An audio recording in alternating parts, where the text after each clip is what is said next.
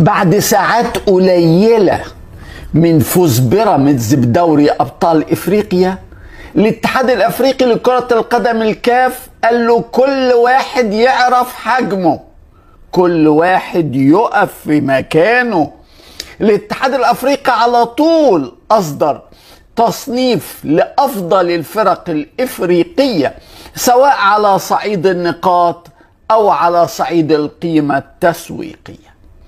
الاتحاد الأفريقي قال مين العشرة الأوائل في إفريقيا في رصيد النقط، ومين العشرة الأوائل في القيمة المالية.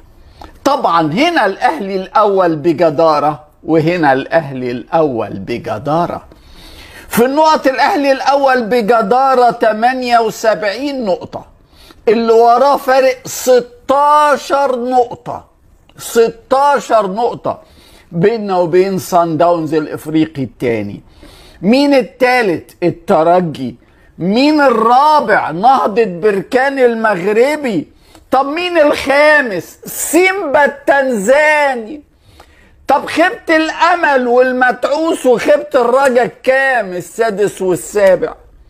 الفرق بين الأهلي وبين بيراميدز اللي هو في المركز السادس 31 نقطة، وبيننا وبين الزمالك المتعوس اللي في المركز السابع 36 نقطة.